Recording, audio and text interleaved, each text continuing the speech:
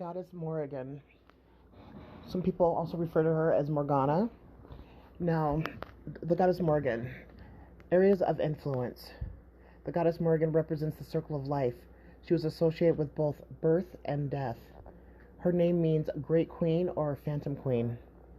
It is spelt in several different ways, including the Morrigu, which ends with the GU, the Morgaine, which is an A-N-E, a Morrigan, which is a G-H-A-N, a Morgan, which is G-A-N, and the Morgan is the Morganly Fae and the Arthurian legends. She is one of the triple goddesses, just like Hecate and Sherwin and a few others.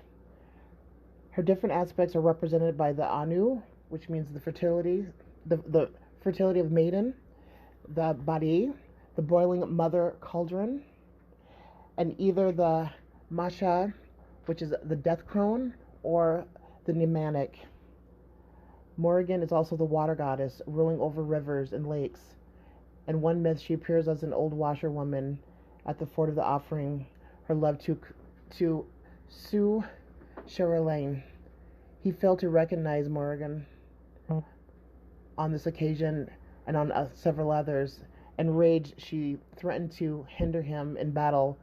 When he is killed as a result of this, she appears on his shoulder as a crow. Now, the goddess also grants monarchs the power of sovereignty. The origins and the genealogy of Morrigan is, I can find no mention of her parents, but in myths she was said to be the consort of Daga, which is spelled D-A-D-G-A, and that has a couple different other ways of pronunciations and spelling. Now, Morrigan is also one of the Tutha di Danann, the tribe of the goddess Danu. She's protected her people by blowing a fog over the land, and the lack of visibility discouraged invaders' armies. Her strengths are fearsome and strong. Her weaknesses is she is vindictive, killing the person she loves when he fails to recognize her. The Goddess Morrigan symbolism. As a symbol of death, the Goddess Morrigan is linked with the festivals of shaman. Sacred bird is crows and ravens. Her sacred plant is mugwort, yew, and willow. Now, Morrigan's archetypes are the Celtic goddess Morrigan has several powerful archetypes. She's a shapeshifter. The shapeshifter has the ability to change her physical appearance. They are also able to adapt easily to different environments by altering their behavior. Shadow shapeshifters is fickle, lacking conviction, and constantly reinventing themselves. Like politicians trying to appeal to more people. Morrigan is a bird, a goddess, who shapeshifts into a form of the hooded crow and the washerwoman at the ford. The crone. The crone represents the wise old woman whose childbearing days are behind her. Other occasions with this archetype includes compassion, transformation, healing, bodiness, death, and endings. She is respected older women or grandparents at the heart of the family who enjoys life and is sharing in her experience.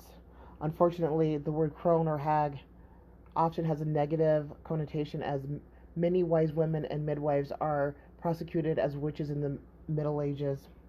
Shadow crone is the bitter old woman who has failed to learn from her life.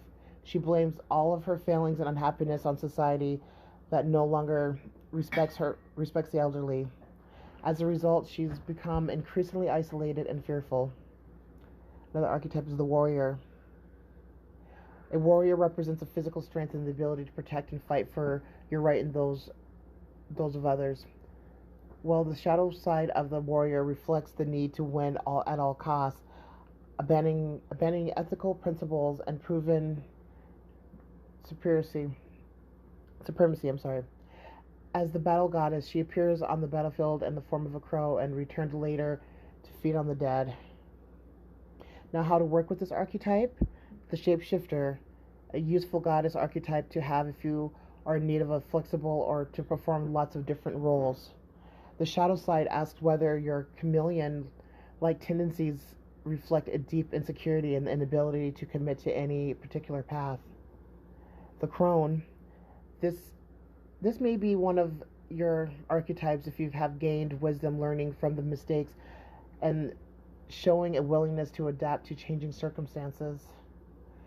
You are experiencing the crone shadow if you have become rigid in your beliefs and have become stuck in a rut, having lost all ability to let those areas of your life go that no longer serve you.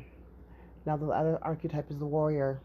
If you are drawn to the work with the goddess, you may require her warrior spirit to help you stand for your rights and firm personal boundaries. I'm sorry, I'm going to repeat that one more time. To stand for your rights and to form personal boundaries. The goddess can be a great stereotype to work with if you would like to take control of your life and wish to no longer play the role of the victim. You may also wish to call upon the goddess to champion this cause in others. It's got butterflies on it. So this goddess may appeal to you The butterflies. if you have a very strong sense of self and you are proud and in the victories you have achieved.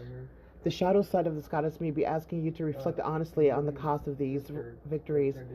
Have they been the expense of others or your principles?